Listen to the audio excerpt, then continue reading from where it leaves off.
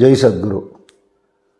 கோவிந்தபுரம் சத்குரு ஞானானந்த பாதுகா மண்டபத்தில் ஜனங்களுடைய நன்மைக்காக தொடர்ந்த பிரார்த்தனைகளும் சமூக சேவை நடவடிக்கைகளாக அன்னதானம் முதலான நல்ல காரியங்களும் நடக்கிறது. இதுக்கு கைங்கரியம் பண்ணி எங்களுடைய கரங்களை வலுப்படுத்தணும்னு நினைக்கிறவா உங்களால் முடிஞ்ச காணிக்கைகளை எங்களுடைய ட்ரஸ்ட்டுகளுக்கு அனுப்பிச்சு அந்த விவரத்தை எங்களுடைய ஆஃபீஸ் நம்பரில் தெரியப்படுத்தினா உங்களுக்கு ரசீதும் பிரசாதம் அனுப்பப்படும்.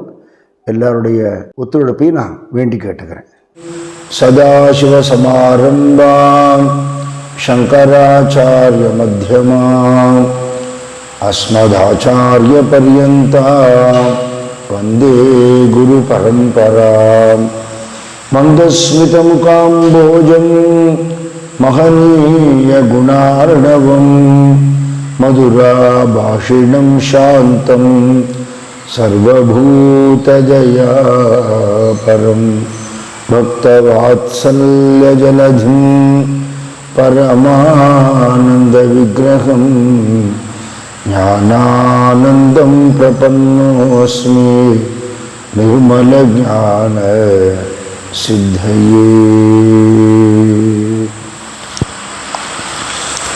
புத்தி அகங்காரம் புலம் பெய்த ஓங்குமத்தி இதயந்தான் மறையவனும் மாலும் நத்த அறியாது நலங்குலைய அன்னார் மத்தியொளிர் அண்ணாமலையினது மெய்யே. சத்குருநாத மகாராஜ் கே ஜெய். அண்ணாமலைக்கு அரஹரோஹரா. திருவண்ணாமலையிலே நம்ம சுவாமி பண்ணின அருள் உரையிலேருந்து உபன்யாசத்திலேருந்து அருணாச்சலத்தோட மகிமையும் அருணாச்சலத்தில் வாழ்ந்த மகான்களோட மகிமையும் அனுபவிச்சுட்டு வரோம். அப்படி கோய நம சிவாயர் குரு நம சிவாயருங்கிற குரு சிஷ்யாளுடைய சரித்திரத்தை பார்த்துட்டு இருக்கோம். அதில் குரு நம சிவாயர் சிதம்பரம் போய் நடராஜ சன்னதியில் தன் குருநாதனையே பார்த்து அங்கேயே சிவயோகத்தில் இருக்கிறதையும் வேளா வேளைக்கு பசி வரும்பொழுது நமக்கு வேளா வேளைக்கு பசி வரும், அவளுக்கு பசி வரும்போது தான் பசி வரும். அது எத்தனை நாளைக்கு ஒரு தரம் எத்தனை வேளைக்கு ஒரு தரம்ங்கிற கணக்கு கிடையாது. நம்ம மாதிரி காத்தால ஒரு ஸ்நாக்ஸு, அப்புறம் ஒரு டிஃபன், அப்புறம் மத்தியானம் ஒரு சாப்பாடு, அப்புறம் சாயந்தரம் ஒரு ஸ்நாக்ஸு, அப்புறம் ராத்திரி ஒரு டிஃபன், இப்படியெல்லாம் கிடையாது. அவளுக்கு எப்போ சரீர பிரஜை வருதோ அந்த நேரத்தில் பசி இருந்தால் சாப்பிடுவா. ரமண பகவான் சரித்திரத்திலையும் இருக்கு. பல நாளைக்கு ஒரு தினம் நான் மலையிலேருந்து இறங்கி போய் அக்ரஹாரத்தில் போய் கையை தட்டுவேன், அவள் கொடுக்கறத வாங்கி சாப்பிடுவேன்னு ரமண பகவான் சொல்கிறார். அப்படி இவருக்கு பசி ஏற்படும் பொழுது சாட்சாத் ஜெகதம்பிகை சிவகாம சுந்தரியே இவருக்கு ஆகாரம் கொடுக்குறாங்கிறத நாம் பார்த்தோம். அப்படி அவர் நிஷ்டையில் இருக்கும் பொழுது சிதம்பரத்துக்கிட்ட இருக்கிற திருப்பார் கடல்ங்கிற இடம், அந்த இடத்துல அவர் நிஷ்டையில் இருக்கும் பொழுது மக்கள்லாம் அவரை தரிசனம் பண்ணுறதையும் ஒரு மௌனமாக ஒரு ஞானி உட்கார்ந்துட்டு இருக்கார். ஆச்சரியமாக இருக்கு. மழையோ குளிரோ வெயிலோ அவர் ஒன்றும் பாதிக்கலை. நமக்கெல்லாம் இருக்காப்புல வேளா வேலைக்கு பசி இல்லை. எல்லாத்தையும் விட பெருசு என்ன தெரியுமோ, வம்பு பேசுறதுங்கிறது ஒரு வியாதி. ஆண்டாள் செய்யாதன செய்யோம் தீக்குறளை சென்றோதோம்னு சொல்றா திருப்பாவையில். எப்போ பார்த்தாலும் லோக விவகாரம், இங்கே என்ன நடந்தது தெரியுமா, அங்கே என்ன நடந்தது தெரியுமான்னு ஏதாவது வம்பு பேச வேண்டியது. சில பேர் வேர்ல்டு பாலிடிக்ஸ் எல்லாம் பேசுவா. வீட்டிலேயே நம்மளோட பருப்பு வேகாது. உலகத்தை பற்றி நமக்கு என்ன விசாரம் வேண்டி கிடக்கு. அவன் அப்படி பண்ணுறான், இவன் அப்படி பண்ணுறான், இது அப்படி நடக்கும், அது இப்படி நடக்கும்னு வேலை வெட்டி இல்லாத ஏதாவது பேச வேண்டியது. இப்படி பேசாமல் ஒருத்தர் இருக்கிறதே ஒரு ஆச்சரியம். யாரோடையும் எதுவும் பேச்சில்லை, மகா மௌனியாக சிவானந்த யோகத்தில் நிஷ்டையில் இருக்கார். அந்த முகத்திலேயே அந்த தெய்வ தேஜஸ் இருக்கு. ஆச்சரியமா இருக்கு. ஷிர்டி பாபா சரித்திரத்தில் நம்ம பார்க்கலாம். 16 வயசு பையனாக அவர் எல்லாரும் பார்த்த பொழுது வேப்ப மரத்தடியில் உட்கார்ந்துருந்தார். யார் இந்த பிள்ளையாண்டான்னு தெரியல, எந்த ஊர்லேருந்து இங்கே வந்தான்னு தெரியல. கலையாக இருக்கான் ஒரு பையன். மழையோ இடியோ மின்னலோ வெயிலோ அது பாட்டுக்கு மரத்தடியில் உட்காந்துருக்கு. யார்கிட்டையும் ஒன்றும் பசின்னு கேட்க மாட்டேங்கிறது, யாருன்னு தெரியலையேன்னு எல்லாரும் ஆச்சரியப்பட்டா. அப்படி எல்லாரும் இவரை பார்த்து ரொம்ப ஆச்சரியப்பட்டவா நமஸ்காரம் பண்ணினா அவளுக்கு ஏதோ பிரார்த்தனை இருந்தால் நிறைவேறதுங்கிற எண்ணம் வந்த உடனே மக்கள் பொன்னும் பொருளும் குவிக்க ஆரம்பிச்சுட்டா, காணிக்க போட ஆரம்பிச்சுட்டா. அவர் கண்ணை திறந்து பார்க்கும் பொழுது இதெல்லாம் பணம்ங்கிறது ஞானிகளை பொறுத்தவரை ஒரு வேண்டாத சமாச்சாரம். ஆட்கொல்லின்னு அவர் சொன்னாருங்கிறத போன சத்சங்கத்தில் நான் சொன்னேன். பக்த விஜயத்தில் ராகா கும்பார்னு ஒரு மகானோட சரித்திரத்தையும் இந்த வார்த்தை வருது. ஆட்கொல்லின்னு சொல்றாரு அவர் பணத்தை. ஒரு குயவனாரா இருந்து சாதாரண சட்டிபானை பண்ணி இருந்து குடும்பத்தை நடத்தின்னு இருந்தவர் இந்த ராகா கும்பாருங்கிறவர். ஒரு சமயம் அந்த சூளையில் பானை வைக்கிறதுக்கு முன்னாடி அந்த ஈர பானையில் ஒரு பூனை வந்து குட்டிகளை போட்டுட்டு போயிடுது.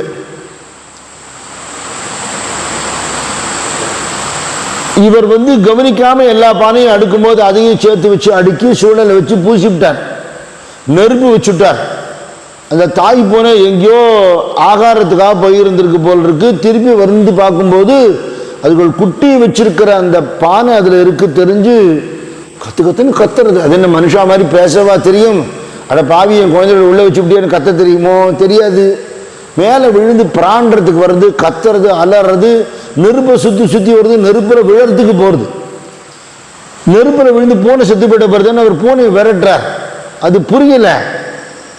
அதுக்கப்புறம் அவரோட பொண்ணு குழந்தை சொன்னாச்சும் அது பூனை அந்த குட்டி போட்டிருந்தது, அப்போ அதையும் வச்சுட்டியான்னா. இப்போ இது எப்படி எடுக்கிறதுன்னு தெரியலையே, திக்குன்னு எரியறது. என்ன பண்ணுறதுன்னு தெரியல. இப்போ உடனே சூளை உடைச்சி எடுக்கிறது கஷ்டம். எடுத்தாலும் இனிமேல் அது பழைக்கிறதுக்கு வழி இல்லையே. அதனால பாண்டுரங்கா, உன் மேலே சத்தியம், அந்த குட்டிகளுக்கு ஒன்றும் ஆப்படாது, நீ அதை காப்பாற்று, நான் கொயவனார் தொழிலையே விட்டுப்படுறேன்னு சத்தியம் பண்ணேன். சூடு அடங்கி அந்த சூளையை பிரித்து பார்த்தபோது இந்த நடுவில் அந்த ஒரு பானை மட்டும் பச்சை பானையாக இருந்தது, உள்ள குட்டிகள் அப்படியே உயிரோடு இருந்ததுன்னு சரித்திரத்தில் இருக்கு. இப்போ பாண்டவங்களுடைய ஒரு சக்தியை பார்த்து பிரமிச்சு போய் அவரோட கருணையை நினைச்சு பண்ண சத்தியத்தை காப்பாற்றிட்டார். கொயவனார் தொழில் பண்ணலை. இப்போ இந்த காலமாக இருந்தால் என்ன, சரி அது இல்லைன்னு இன்னொரு வேலை செய்ய போகிறோம்னு சொல்லுவோம் இல்லையா? அந்த காலத்தில் அப்படி இல்லை. குலத்தொழில் என்னவோ அதை மாற்றி இன்னொரு தொழில் பண்ண மாட்டான். ஆனால் அவருக்கு மனைவி இருக்கா, குழந்தை இருக்கு. அவள்லாம் சாப்பாட்டுக்கு என்ன பண்ணுவா? ஒரு ஏழையாக இருந்தாலும் ஒரு வேளை ரொட்டியாவது ஒரு கஞ்சியாவது வேணுமே. பிச்சை எடுக்கக்கூடாது, அவமானம். என்ன பண்ணலாம்? காட்டில் போய் சுள்ளிகள்லாம் பொறுக்கிண்டு வந்து அதை கடையில் கொடுத்து அதுக்கு ஏதாவது ஒரு தானியம் வாங்கி ஒரு கஞ்சி காய்ச்சி சாப்பிடலாம்னு அது கொஞ்ச நாள் பண்ணிட்டு இருந்தா. இதையே தொழிலாக வச்சுட்டு இருக்கிறவா இருக்காள் இல்லையோ ஏழைகள்லாம், அவள் வந்து எங்கள் பழப்பில் ஏன் மண்ணள்ளி போடுறேன்னு விட்டா. அப்போ அதையும் விட்டுட்டு ரொம்ப அடர்ந்த காடு, மக்கள் நடமாட்டம் இல்லாத இடத்துக்கு போக ஆரம்பித்தார். இப்படி ஒரு பக்தர் இருக்கார். தன்மேல் கொண்ட பக்தியினால சதா விட்டல நாமம் சொல்லிண்டு சத்தியத்துக்காக தன் தொழிலை விட்டுட்டு இருக்காருங்கிறத நாமதேவருக்கு உணர்த்துறதுக்கு பாண்டவன் நினைச்சார். இது நாமதேவரோட காலம். ஒரு மகானோட சரித்திரம் சொல்றது இன்னொரு மகானையும் நினைச்சுட்டா நமக்கு ரெண்டு விதத்தையும் அனுகிரகம் கிடைக்குமே. அதுக்காக அந்த நினைவு வந்ததுனால சொல்றேன். நாமதேவருடைய மகள் சந்திரபாகால ஸ்நானம் பண்ண போயிருக்கா. ராகா கும்பாருடைய ஏழை பொண்ணு அவளும் அங்கே வந்திருக்கா. நாமதேவரும் பெரிய பணக்காரர் இல்லை. அவருக்கு பாண்டரங்கன் நிறைய பணங்காசு கொடுத்தார். எல்லாத்தையும் ஏழைகளுக்கு சாப்பாடு போட்டே காலி பண்ண வரவர். சாதுக்கள் பணம் சேர்றதை ரொம்ப விரும்ப மாட்டான். இவ துணி துவச்சுன்னு இருக்கா. ராகா கும்பாரோட பொண்ணு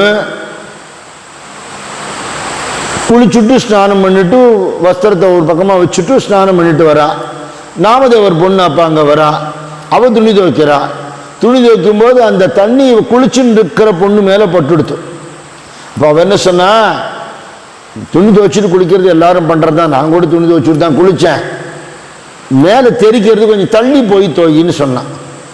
அவ்வளவுதான். இவன் உடனே என்ன பெரிய உன் மடி ஆச்சாரம் கெட்டு போயிடுச்சா, நீ யாரு என்ன அப்படி இப்படின்னு கண்ணா அப்படின்னு பேச ஆரம்பிச்சுட்டா. அப்புறம் பேச்சு அப்படியே வளர்ந்து போய் நான் நாமதேவரோட பொண்ணாக்குவோன்னு சொன்னேன், நான் ராகா கும்பாரோட பொண்ணாக்குவோன்னு, உங்கள் அப்பா பெரியவரேன் எங்கள் அப்பா பெரியவரேன் பசங்கள்லாம் அப்படி தானே பேசும் பள்ளிக்கூடத்தில். அந்த மாதிரி பேசிட்டு அழுதுண்டே ஓடி வந்துட்டா. இவ ஓடி போயிட்டா அவள் வீட்டுக்கு, இவ ஓடி இங்கே வந்துட்டா. நாமதேவர்கிட்ட சொன்னாப்பா, யாரோ ராகா கும்பாராம, யார் அவர்? அவர் பெரிய பாண்டவங்க பக்தரா, உங்களுக்கு தெரியுமா? எனக்கு அப்படி யாரும் இந்த ஊரில் தெரியலையே அப்படின்னு விட்டார். இந்த மாதிரி ஒரு பொண்ணு இந்த மாதிரி பேசினான். இந்த சண்டையில் அவர் நாட்டம் இல்லை. யார் அந்த பொண்ணை கூப்பிட்டு விசாரி அதெல்லாம் இல்லை. ஒரு பக்தன் இந்த ஊரில் இருந்து நான் எப்படி தெரிஞ்சுக்காமல் இருந்தேன்? பாண்டவன் கேட்டார். இல்லைடா, அதுக்கு சந்தர்ப்பத்துக்கு தான் இந்த சூழ்நிலையை நான் உண்டாக்கினேன். நான் காட்டுக்குள்ளே போய் ஒரு குறிப்பிட்ட இடத்த சுவாமி சொல்லி அந்த இடத்துல மரத்துக்கு பின்னாடி வந்து ஒளிஞ்சிருந்து பாருங்கிறார். ஒளிஞ்சிருந்து பார்க்குறார். இவர் இந்த சுள்ளி பொறுக்கிறதுக்கு வர்ற இடத்துல நிறைய தங்க நாணயம் வைர வைடூரியம் நகைகள்லாம் குமிச்சு வச்சிருக்கார் பாண்டவன். இவர் சுள்ளி எடுக்க போனவர் அதை பார்த்துட்டு அச்சோ ஆட்கொல்லி விஷம் பாம்பு அப்படின்னு கத்தின்னு ஓடுறார். அவர் பொண்டாட்டி பொண்ணு என்ன அச்சோ விஷம் பாம்பு ஆட்கொல்லி அப்படின்னு ஓடுறார். நீங்களும் நிற்காதீங்க போங்க, அதெல்லாம் பார்க்கப்படாது கண்ணாலேங்கிறார். கிழிஞ்ச வஸ்திரத்தை உடுத்தின்னு இருக்கா, ஆதாரத்துக்கு வழி இல்லை. பாண்டவன் நான் அதை எடுத்துட்டு வந்து இவாட்ட கொடுக்கறதுக்கு ஓடுறார் பின்னாடி. ராமதேவரத்தை பார்த்து ஆச்சரியப்பட்டு அவரும் பின்னாடி வர்றார். ராகா கும்பார் இரு போகாதேன்னா நான் திரும்பி பார்க்க மாட்டேங்கிறார். சுவாமி முன்னாடி வந்து நிற்கிறார். உனக்கு தான் இதெல்லாம் போட்டிருக்கேன், நீ கஷ்டப்படாதேன்னா. பாண்டவங்கா, இது நீ எனக்கு கொடுத்தேன்னா இது அனுகிரகமா சாபமா? எனக்கு நீ தரிசனம் கொடுக்குற, உன் மேல பக்தியை கொடு, சத்சங்கத்தை கொடு, நான் காசு பணமா உன்னை கேட்டேன்னு சொன்ன உடனே நாமதேவர் நடுங்கி போயிட்டாராம். இப்படி ஒரு பக்தனா, இவ்வளவு வறுமையில இருந்தும் கூட பணங்காசு பகவானே கொடுத்து கூட வேணான்னு ஒருத்தன் சொல்றானே. உழைச்சு சம்பாதிக்கிற பணம் தான் நமக்கு ஓட்டும். திடீர்னு வர்ற காசு நிற்கவே நிற்காது. அதே மாதிரி ஆட்கொல்லிங்கிற வார்த்தையை இவரும் பயன்படுத்துறார். குரு நம சிவாய பணத்தை பார்த்து ஆட்கொல்லி இது எடுத்துன்னு போயிடுக்கணும். அந்த பக்கம் யாரெல்லாம் நமஸ்காரம் பண்ணாரோ எடுத்துன்னு போடுங்க எடுத்துங்கிற சிவபெருமானோட உத்தரவு, நடராஜர் உத்தரவுப்படி இவரை கொண்ட இங்க வச்ச தீட்சிதர்கள் யாரோ அவ 3 பேரும் வருத்தப்படுறா. என்ன, ஏதோ பணம் காசு கொடுத்தாளா, அந்த சுவாமிகள் எடுத்துக்கிறதா எடுத்துக்கட்டும், இல்லை வேண்டாமா கோவிலுக்கு கொடுத்தா கோவிலில் திருப்பணி பண்ணலாமே, நிறைய வேலை இருக்கு கோவிலில், அது பண்ணலாம். இவர் பாட்டுக்கு யார்கிட்டையோ வாங்கி யார்கிட்டையோ கொடுக்குறாரு. இப்போவும் ஷிர்டி பாபா நினைவு வருது. ஷிர்டி பாபா என்ன பண்ணுவார், பணக்காராளாக இருக்கிற பக்தாள்கிட்ட எல்லாம் பணம் கொடுன்னு கேட்பார். தட்சணை கொடுன்னு கேட்பார். சில பேர்கிட்ட ஊருக்கு திரும்பி போகிறதுக்கு கொஞ்சோண்டு காசு வச்சுன்னு மொத்தத்தையும் வாங்கிட்டுருவார். சில பேர்கிட்ட கொடுத்தா வாங்கிக்க மாட்டார். அப்படி சேர்த்த பணத்தெல்லாம் என்ன பண்ணுவார், இன்னைக்கு சாயந்தரம் அந்த ஊரில் இருக்கிற அத்தனை ஏழைகளுக்கும் கொடுத்துருவார். அவர் ஒரு பைசா கூட கையில் வச்சுக்க மாட்டார்.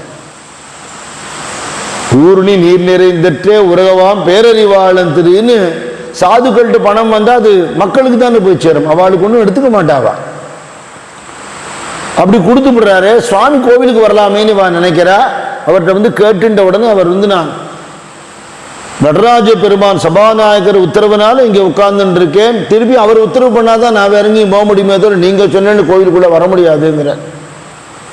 அப்போ சுவாமிகிட்டையும் அவன் பிரார்த்தனை பண்ணிடாங்கிறவர்னு போன சத்சங்கத்தில் பார்த்தோம். பகவான் நடராஜர் சொல்றார், திருப்பணிக்காக திரவியம் தேவைப்படுறதுன்னா அது நல்ல விஷயம்தான், ஆனால் நீங்கள் போய் கூப்பிட்டா அவன் வரமாட்டான், நான் போய் அவனை அழைக்கிறேன் அப்படின்னு சுவாமி சொல்லி ஒரு லீலை பண்றார். இவர் நிஷ்டை இருக்கிற இடத்துக்கு வர்றார். அவர் நிஷ்டை கலைகிற நேரத்துக்கு நிற்கிறார். வயசான கிழவர், தொண்டு கிழவர், கையில் தடியை ஊனிண்டு நித்திய நிறைய விபூதி ருத்ராட்சம் போட்டுண்டு கொழுத்த பழமா நிற்கிறார். இவர் கண்ணை திறந்து பார்த்த உடனே ஒரு வயசான சிவனடியார் நிற்கிறார்னு உடனே சந்தோஷப்பட்டு கை குவிச்சார். பெருமானே போற்றினார். அவரும் போற்றினார். அவரும் ஐயா எங்கேருந்து வரேன்னு கேட்டார். இங்கேதான் தில்லைவனம் தான் அப்படின்னு சொன்னார். சிதம்பரத்துக்கு தில்லைவனம்னு ஒரு பேர் உண்டு. என்ன விஷயம், இங்க வந்திருக்கே, எங்கிட்ட வந்திருக்கே, என்ன விஷயம்? பசிக்கிறதுப்பா, 4 பேர் போய் கேட்டேன், எல்லோரும் இங்கே வந்தால் சாப்பாடு கிடைக்கும்னு சொன்னான், அதனால சாப்பாடு கேட்கறதுக்கு வந்தேன். இவர் சொல்கிறார், ஐயா நானே இந்த ஊருக்காரன் இல்லை, நான் திருவண்ணாமலைக்காரன். இந்த ஊருக்கு உத்தரவுனால வந்திருக்கேன். எனக்கு இங்கே யாரையும் தெரியாது, சுவாமி அம்பாளையும் தான் தெரியும். அவளையுமே என் குருநாதனோட அருளால் எனக்கு தெரியும். வேளை வழிக்கு பசிச்சா எங்கள் அம்மா சிவகாமி அம்மா வந்து சாப்பாடு கொடுக்குறா. எனக்கு வேறு யாரையும் தெரியாது, நான் எப்படி உங்களுக்கு சாப்பாடு கொடுக்க முடியும் அப்படின்னு சொல்லிட்டு சிரிச்சுட்டு, பிச்சை எடுக்கிறதுக்கு பாத்திரம் கூட இல்லாத ஒரு ஆள் நான் அப்படின்னு சொல்கிறார் குரு நமச்சிவாய. இவர் சொல்கிற பாத்திரம் தானே, என்கிட்ட பாத்திரம் இருக்கு அப்படிங்கிறார். சொல்லிவிட்டு சுந்தரமூர்த்தி சுவாமிகள் மாதிரி அவர்கிட்ட வம்பு பண்ணுறார்.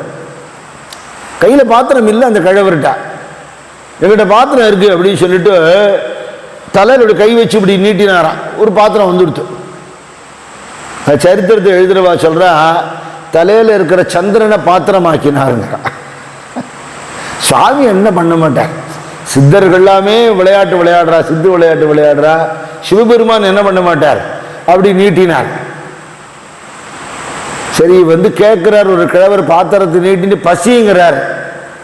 எனக்கு கொடுக்குற அம்பாள் அவருக்கு கொடுக்க மாட்டாளா? சிவகாமி அம்மாவை நினைச்சினார், அம்மா யாரோ ஒரு கிழவர் வந்து பசின்னு நிற்கிறார், எனக்கு படி எடுக்கிறிய அந்த கிழவருக்கும் கொடு அப்படின்னு மனசில் நினைச்சுட்டார். சிவகாமி அம்மாவுக்கு தெரியாதா அவர் வந்திருக்கிறது யாருன்னு? இவர் கேட்கும்போது அவளே வந்து பாட்டு பாடின்னு வந்து கொடுத்தாங்கிறத போன சத்சங்கத்தில் பார்த்தோம். இப்போ என்ன பண்ணா, அந்த பாத்திரத்தில் அன்னம் நிறைய ராப்பில் பண்ணிட்டான். இதை பாருங்க, அம்பாளோட அருள் வந்துடுத்து, சாப்பாடு நீங்கள் சாப்பிடுங்க. சாப்பிட மாட்டேன், ஏன் ஓய் பசிக்கிறது நீர் வந்திரு, சாப்பாடு வந்துடுது சாப்பிடலாமே, இன்னி கொடுப்பீர், நாளைக்கு நான் எங்கே போவேன்? இந்த மாதிரி கேள்வியெல்லாம் கேட்கலாமா? அடியார்கள்லாம் அன்னன்னைக்கு பகவான் படி வளர்ப்பான்னு தானே நம்ம வாழ்க்கை வாழ முடியும். அதெல்லாம் ஒத்துக்க முடியாது. இன்னி கொடுக்குற மாதிரி தினம் நீர் எனக்கு கொடுப்பேன்னு சொல்லும், அப்போ சாப்பிடுவேங்க. யாரையும் அந்த ஆள் ரொம்ப பண்ணுற வந்து இவர் சொல்றார், நான் எந்த ஊரில் இருப்பேன்னே தெரியாது ஓய், இன்னைக்கு இங்கே இருக்கேன், திடீர்னு என் குருநாதர் எனக்கு உத்தரவு பண்ணி வேற எங்கேயா போனால் நான் போயிடுவேன், நான் எப்படி உங்களுக்கு சத்தியம் பண்ணி தர முடியும்? அப்படி சொல்ல முடியாது. நீர் எங்கே போனாலும் நான் அங்கே வரேன் அப்படின்னார். வயசான கிழவராக இருக்கார், தடி ஊனிட்டு கஷ்டப்படுறார், இவர் எப்படி நம்ம போகிற இடத்துக்கெல்லாம் வர முடியும்? ஐயா ஒரு பேச்சுக்கு நீர் வர்றதா எடுத்துட்டா கூட நான் நடக்கிற நடைக்கு நீங்கள் நடக்க முடியாதுயா. நீங்கள் வயசானவர், பின்னாடி வருவேன்னா உங்களுக்கு முன்னாடி நான் நடப்பேன், நம்பிக்கை இருந்தால் எனக்கு கொடுங்க. நீ சொன்னா தான் நான் சாப்பிடுவேன், சாப்பிட மாட்டேன். எது இப்படி ஒரு பம்பு வந்து வச்சு கொடுத்த நமக்கு அப்படின்னு நினச்சிட்டு, சரி எனக்கு முன்னாடி நீர் நடக்கிற மாதிரி இருந்ததுன்னா உமக்கு நான் தினம் அன்னம் தரேன். அவர் எப்படியா சாப்பிட வைக்கணுமே, பொய்யும் சொல்லப்படாது, சொல்லிவிட்டார். இல்லை சத்தியம் பண்ணி கொடுத்தாதான் சாப்பிடுவேன். இன்னும் என்ன வேணும் உமக்கு? விபூதி மேலே கை வச்சு ருத்ராட்சத்தில் கை வச்சு சத்தியம் பண்ணி கொடுக்கணும். அடடா அப்படி வேறையா? சரி அதையும் பண்ணுறேன் அப்படின்னு சொன்ன உடனே சாப்பிட்றாப்புல பண்ணினார். அவர் சாப்பிட்றதே தெரியல, சாப்பிட்றாப்புல இருக்கு, சாப்பிடாம இருக்கு, அன்னம் காலியாக எடுத்து குடிக்க தூத்தம் வேணுமே அப்படிங்கிறார். வாட்டர் பாட்டில் வச்சுட்டு இருக்க முடியும்?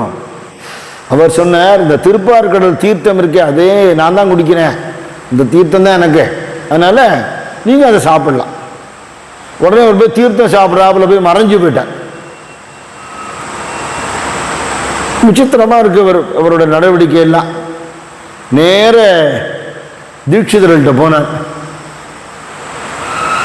நான் சொல்லிவிட்டேன், நீங்கள் போய் பல்லக்கு அனுப்பிச்சு எடுத்துன்னு அழிச்சுட்டு வந்துடுவா அப்படின்னு.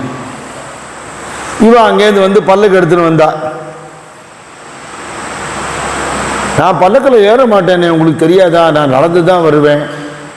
இல்லை பல்லக்கில் ஏறி வாங்கோ, சன்னதியில் உள்ளே வந்து உட்காந்துக்கோங்கோ, அங்கே நிஷ்டையில் இருங்கோ, ஜனங்கள் ஏதாவது கைங்கரியம் பண்ணால் சுவாமிக்கு சேரட்டும்னா.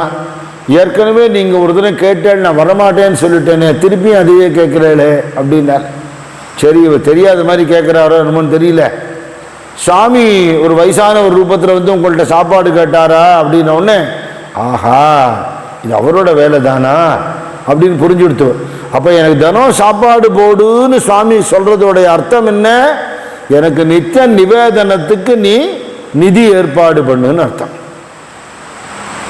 நிரந்தர வைப்பு நிதி நம்ம சொல்றோமே, இன்னைக்கு இங்கிலீஷ்ல சொல்றதுன்னா கார்பஸ் ஃபண்ட் அப்படின்னு சொல்றோமோ இல்லையா, அந்த நிரந்தர வைப்பு நிதியை ஏற்பாடு பண்ணி நிவேதனத்துக்கு ஏற்பாடு பண்ணுன்னு சுவாமி சொல்றார். அதை அவர் புரிஞ்சுட்டார். சரி அப்படின்னு வர்றார். சாமியோட அந்த லீலையை மனசில் நினைச்சுட்டு, என்ன வம்படி பண்ணீரியா என்கிட்ட, சாப்பாடு கேட்டு தண்ணியை கேட்டு நீர் தான் சொல்லப்படாதா? அல்லலாகிய இருவினை தனை அறுத்து அடியினை தருவாரோ, மல்லல் நீடிய புவியின் மேல் இன்னமும் வரும் பிறப்பறுப்பாரோ, நல்ல மாமுலை மாது உமை நாயகர் நான் நிதம் நவின்றேட்டும், தில்லை நாயகர் அம்பலத்தாடுவார் திருவுளம் தெரியாதே. இந்த பிறவிங்கிறதே ஒரு அல்லல். இதுக்கு காரணமானது புண்ணிய பாபம்ங்கிற இரு வினை. இதை தீர்த்து பிறவி இல்லாமல் பண்ணி தன்னுடைய திருவடிகளை கொடுக்கணும்னு சாமி வேண்டிக்கிறேன். சிவகாமி நாயகரான நடராஜ பெருமானுடைய திருவுளம் என்னன்னு தெரியலையே அப்படின்னு சொல்லிட்டு தீட்சிதாளோட சன்னதிக்கு வரார்.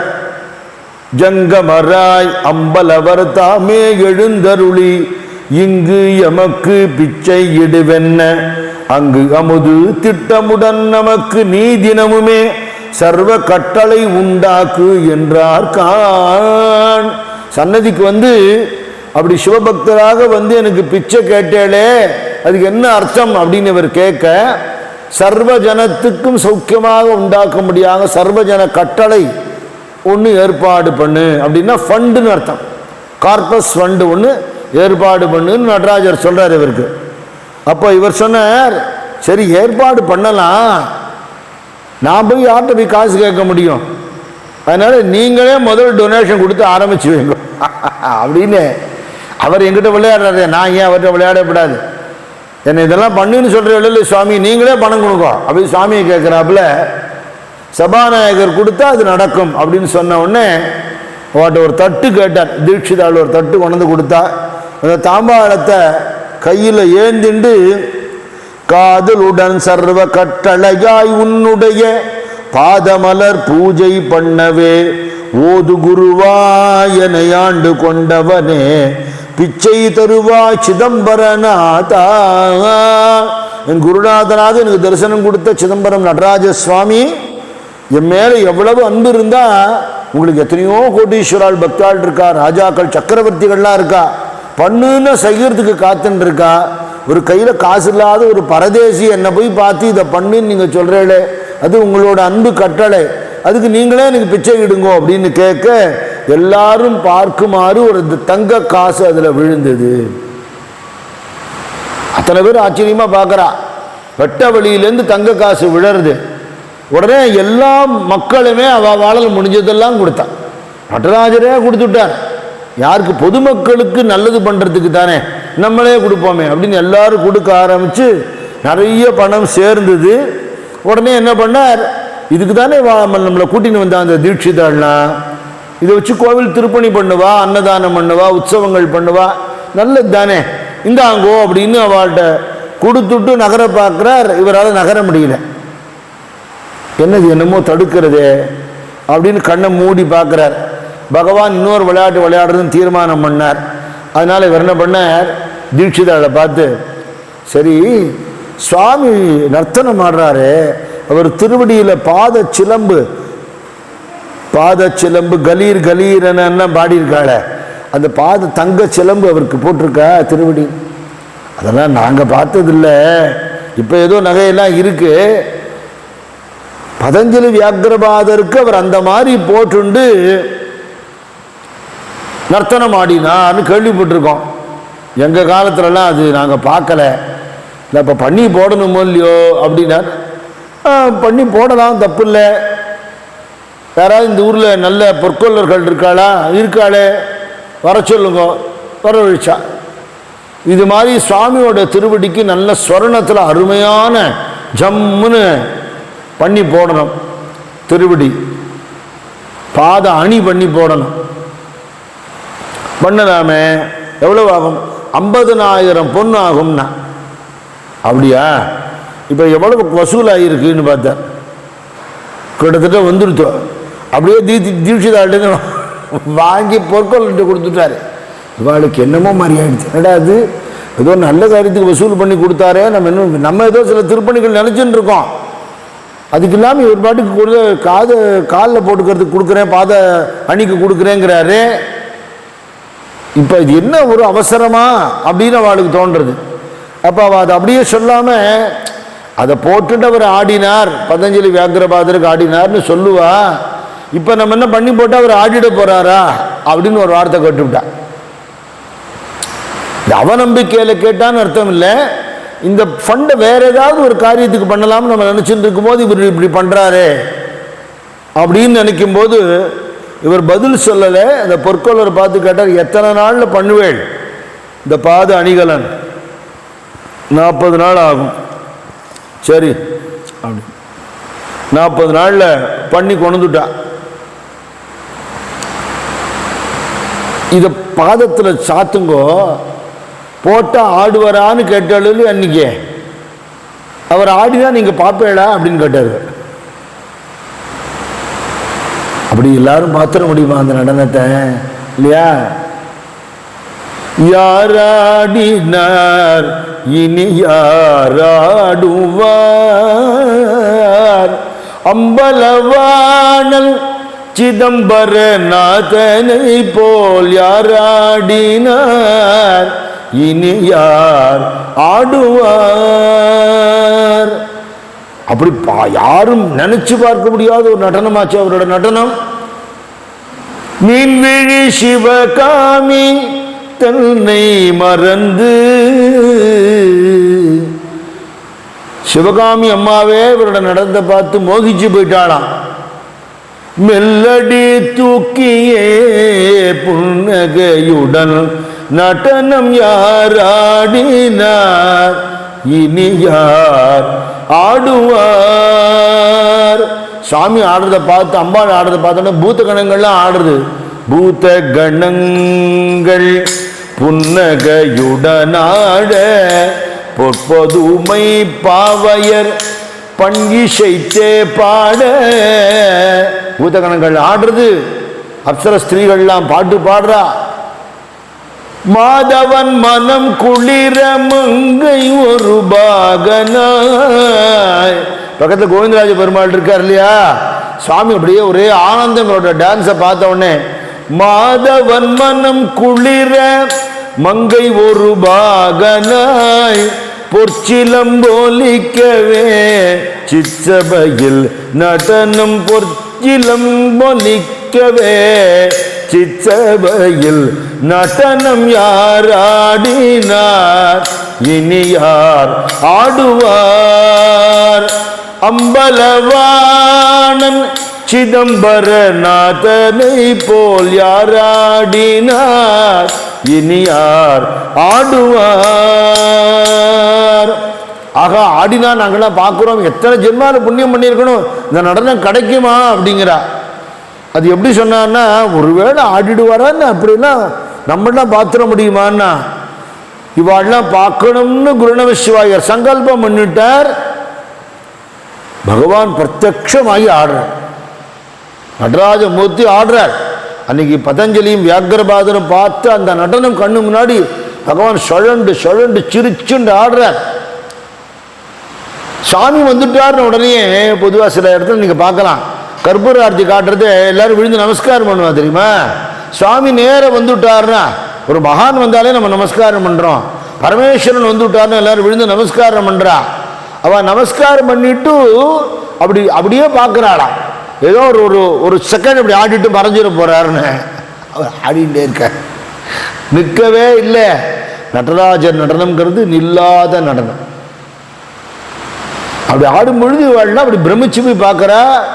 5 நிமிஷம் 10 நிமிஷம் 15 நிமிஷம் 20 நிமிஷம் அரை மணி நேரம் 1 மணி நேரம் எவ்வளோ நேரம் பார்த்துட்டு இருக்கிறது சொல்கிறோமே தவிர, பெரிய பெரிய கோயிலுக்கெல்லாம் போகிறோம், 1 நிமிஷம் தான் சார் பார்த்தோம், பிடிச்சி தள்ளி விட்டாங்க சார், பார்க்க முடியல சார்னு சொல்கிறோம்.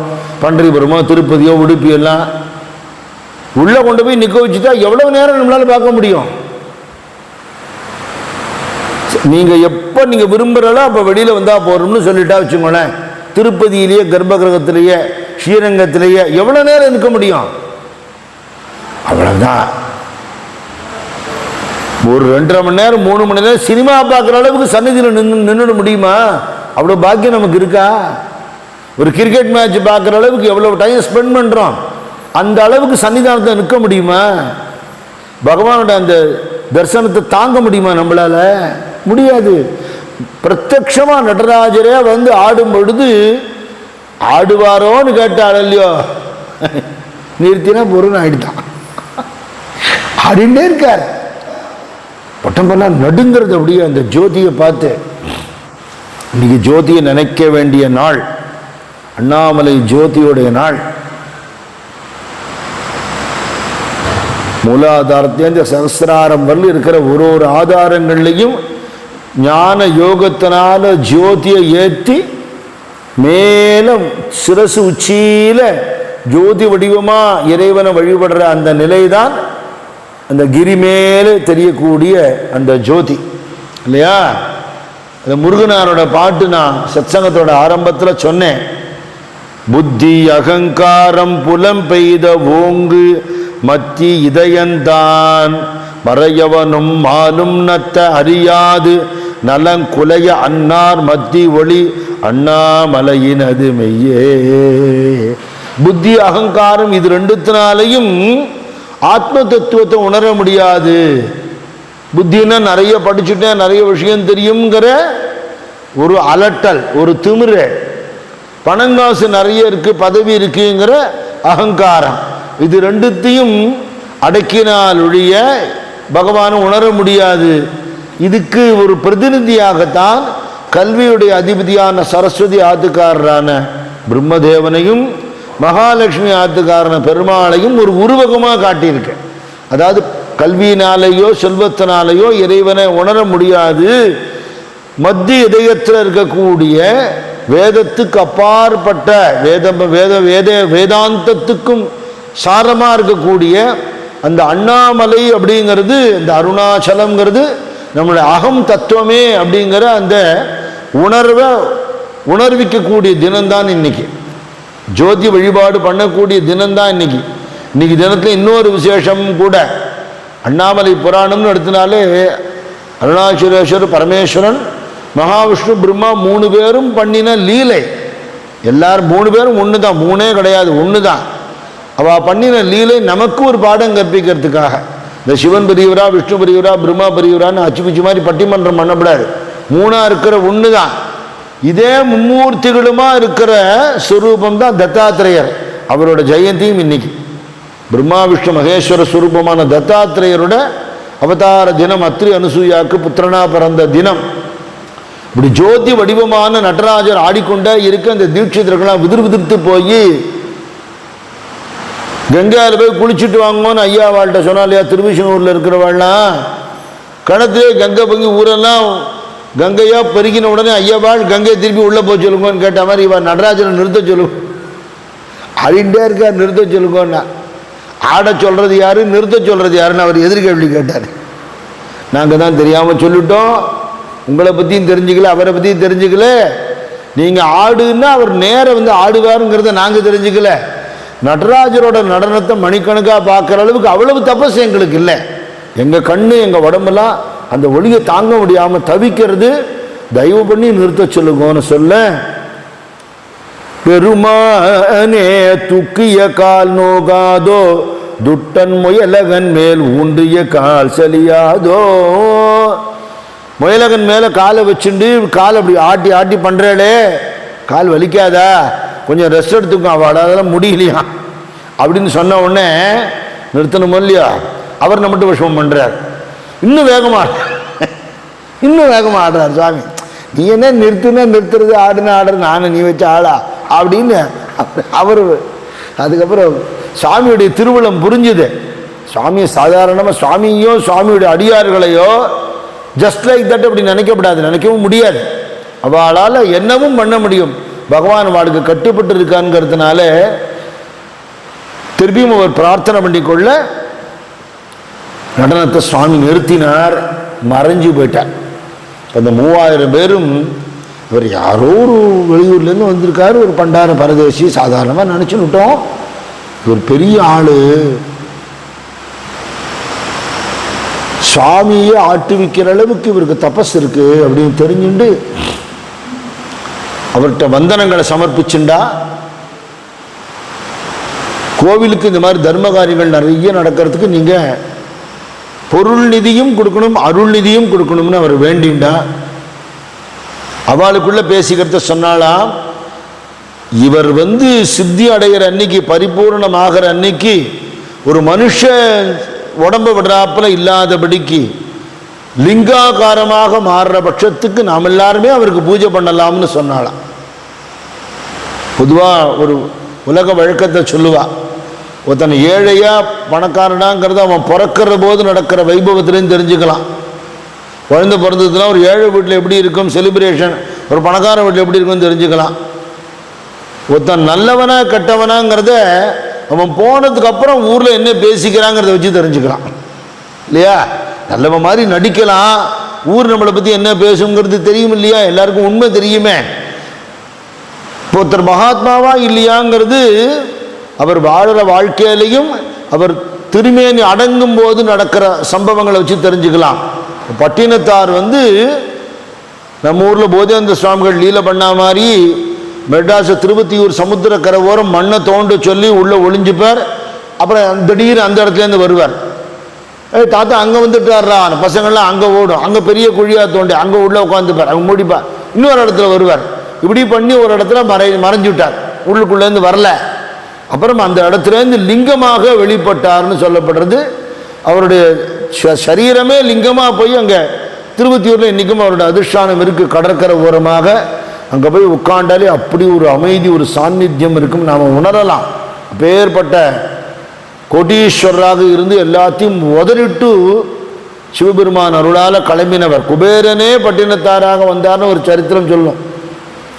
அதனால் அப்பேற்பட்ட லிங்காகாரமாக மாறக்கூடிய ஒரு நிலை இவருக்கு வருமானால் இவர் இன்னும் பெரிய மகான்னு நம்ம தெரிஞ்சுட்டு அவருக்கு நாம் பூஜையே பண்ணலாம்னு அவள்லாம் பேசினதாக சரித்திரம் போட்டிருக்கு.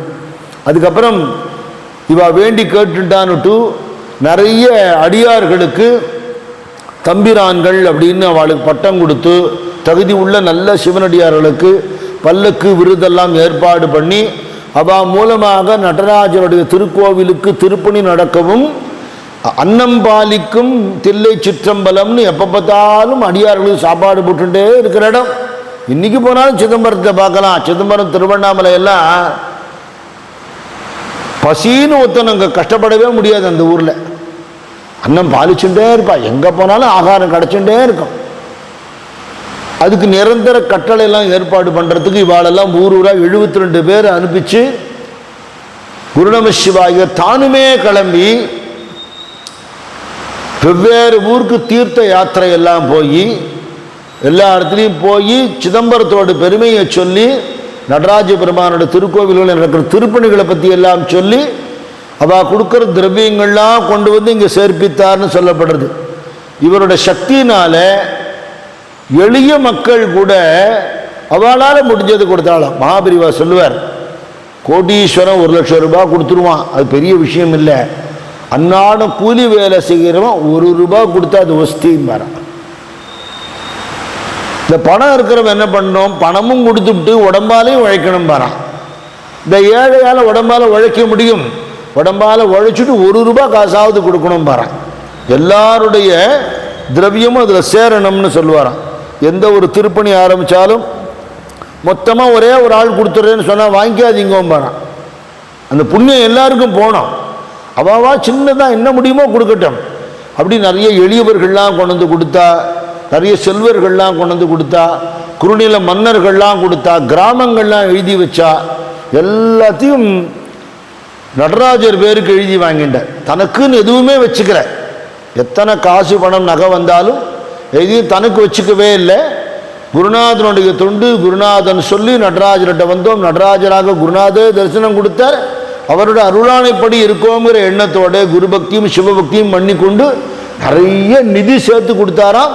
இன்னைக்கும் அதோடைய கல்வெட்டுகள் சிலா சாசனம் இன்னைக்கும் இருக்குங்கிற. செப்பு பட்டயத்திலேருந்து கல்வெட்டுலேருந்து குருநம சிவாயர் மூலமாக சிதம்பரம் கோவிலுக்கு நடந்த அத்தனை திருப்பணிகளை பற்றின விவரங்கள் இன்னைக்கும் இருக்குன்னு சொல்லப்படுறது. அப்படி எல்லாம் பண்ணிட்டு பல்லாண்டு இருந்து திருப்பெருந்துறையிலேயே தபஸ் பண்ணிட்டு இருந்து அவருடைய பரிபூர்ணமாக கூடிய அந்த காலத்தில் லிங்காகாரமாகவே ஆனார். அப்படி சிவலிங்கமாகவே ஆனார்னு சொல்லப்படுறது. அவரோட அதிஷ்டானம் இன்னைக்கும் சிதம்பரம் நடராஜர் கோவில் அருகே இருக்கக்கூடிய திருப்பார்கடலில் திருப்பெருந்துறையில் இன்னைக்கும் அவருடைய அதிஷ்டானம் இருக்குது. நம்ம கோவில்களுக்கெல்லாம் போகும்பொழுது கோவிலுக்கு போகணும், சுவாமி தரிசனம் பண்ணணும், பகவானுடைய அருள் பெற்ற அடியார்கள் சாதுக்கள் மகான்களுடைய அதிஷ்டானங்கள் சமாதி நிலையங்கள் இருக்கும்போது போய் தரிசனம் பண்ணணும். ஏன்னா அவள் வாழும்போது அடுத்த வாளுக்காகவே வாழறா. சித்தியான பிறகும் அவளுடைய தபஸ் அத்தனையும் அதில் சேர்த்து வச்சிருக்கா.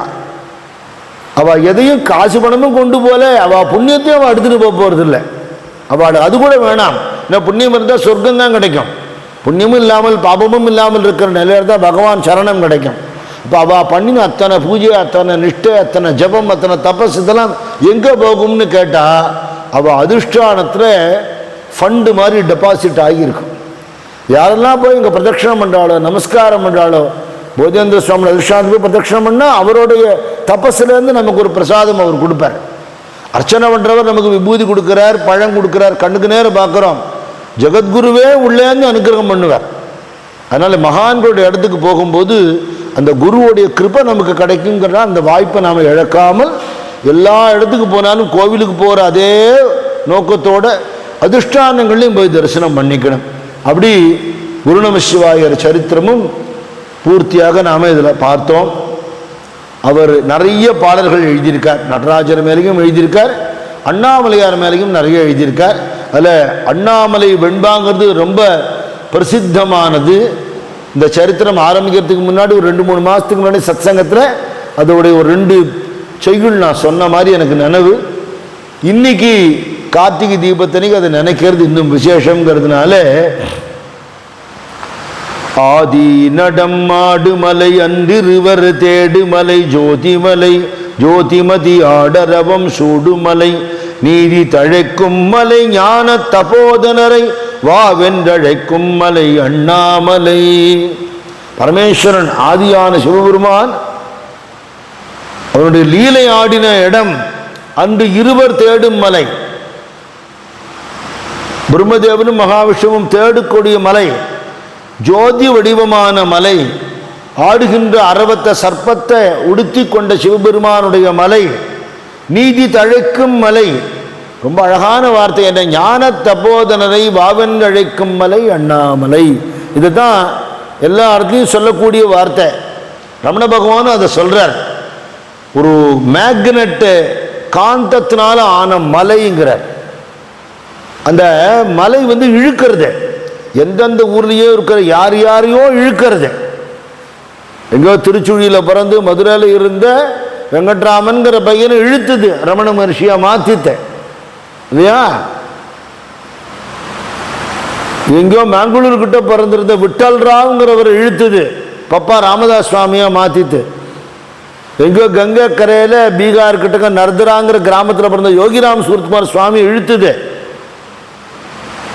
எத்தனை ஞானிகள் எத்தனை மகான்களை இழுக்கிறது. இங்கே திருவல்லிக்கேணியில் இருந்து அன்னைக்கு சொன்னேன் போலூர் விட்டோபா சுவாமிகளை திருவண்ணாமலைக்கு வந்தது அவர் அப்படி ஆனார். அத்தனை பேரையும் இழுத்து இழுத்து எல்லாரும் தான் கிரி பிரதட்சணம் பண்ணுறா. எல்லாருக்கும் அப்படி கிடைக்கிறதோ அப்படின்னா காந்தம் இரும்பத்தான் இழுக்கும். காகிதத்தை இழுக்குமா, பிளாஸ்டிக் இழுக்குமா, தகரத்தை இழுக்குமா? இழுக்காது. நாம் இரும்பு மாதிரி உறுதியான பக்தியோடு இருக்கும் பொழுது சுவாமி காந்தமாக இருக்கார். அவர்கிட்ட தோஷம் இல்லை. அவரால் இழுக்கப்படக்கூடிய அளவுக்கு நாம் ஆகணும். அவர் அட்ராக்ட் பண்ணுற அளவுக்கு நம்மக்கிட்ட அப்படி ஒரு அன்பு இருக்கணும். பெருசாலாம் ஒன்றும் எதிர்பார்க்கல சுவாமி நம்மள்கிட்ட. தூய்மையான மனசு, எளிமையான பக்தி, ரொம்ப சிம்பிள். என்னால் என்ன முடியுமோ நான் பண்ணுறேன்பா, எனக்கு தெரிஞ்சதை நான் பண்ணுறேன், எங்கள் வீட்டு பெரியவர்கள் சொல்லி கொடுத்த மாதிரி நான் பண்ணுறேன் அப்படிங்கிற எண்ணத்தோடு சித்த சுத்தியோட நல்ல உள்ளத்தோட பிரார்த்தனையோட உலக நன்மைக்கு வேண்டிக் கொண்டு பகவன் நாமா சொல்றது, குல தர்மங்களை பண்றது, தன்னால் முடிஞ்ச நல்ல காரியங்களை பண்றது அப்படின்னு இருக்க இருக்க பகவானோட பார்வை நம்ம மேலே படும். அவர் நம்மளை இழுத்துருவார், அதை யாராலையும் தடுக்க முடியாது. அதனால ஞான தபோதனை வவென்றழைக்கும் மலை அண்ணாமலைங்கிறது இவரோட வார்த்தை, குருநம சிவாயரோட வார்த்தை. ஏழைக்கு இறங்கும் மலை ஏதேது கேட்டாலும் கோழைப்படாமல் கொடுக்கும் மலை, வேழம் உரித்த மலை அம்மைக்கு ஒரு பாகம் ஈந்த மறுத்து மலை அண்ணாமலை.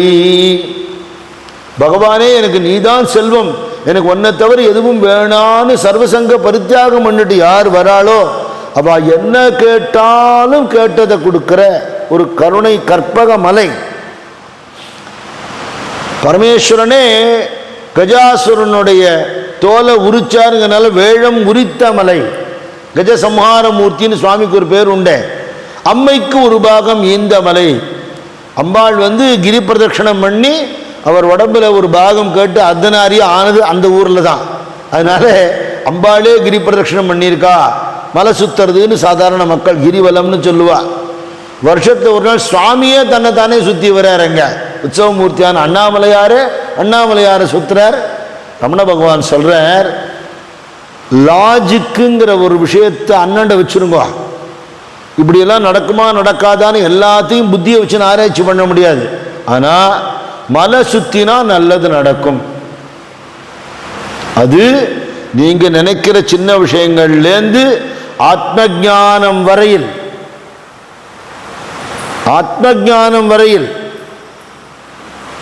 பகவத் அனுபவம் வரையில் அவ்வளவு கொடுக்கக்கூடிய மலை அது. வேற சிந்தனை இல்லாமல் இதர பேச்சுக்கள் பேசாமல் வம்பு அரட்டை அடிக்காமல் கண்டதையும் தின்னுட்டு ஊர் சுற்றி பராக்கு பார்க்காமல் சுவாமியுடைய திருநாமத்தை சொல்லிக்கொண்டே அருணாச்சல சிவன் சொல்லிக்கொண்டே கிரி பிரதட்சணம் பண்ணினால் அதுக்கு பலன் உண்டுன்னு சேஷாதிரி சுவாமிகள் ரமண பகவான் அத்தனை மகான்களும் சொல்லியிருக்கா. மாதவ நமச்சிவாயன் தினம் ஒருவன் பாமாலை சாத்தி பணியும் மலை, காமாதி என்னும் மலை தான் கடந்தோர் இன்பத்திரு உள்ளத்தே மண்ணும் மலை அண்ணாமலை. என்னுடைய குருநாதனான மகா தபஸ்வியான நமசிவாய மூர்த்திகள் தினம் ஒரு வெண்பா பாடி வணங்கின அண்ணாமலை.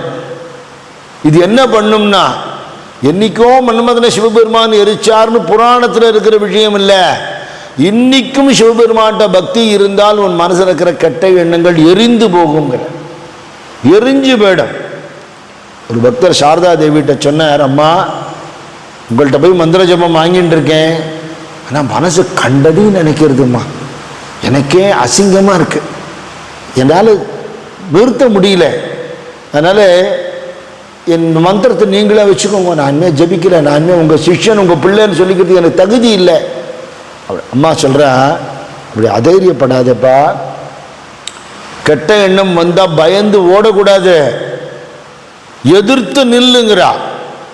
அந்த எண்ணத்தை நேருக்கு நேர் பார்த்து ஃபேஸ் பண்ணிட்டு அம்மாவை நினச்சிக்கோ, என்ன நினச்சிக்கோ, ஓடி போயிடும், பயப்படாத அப்படிங்கிறா.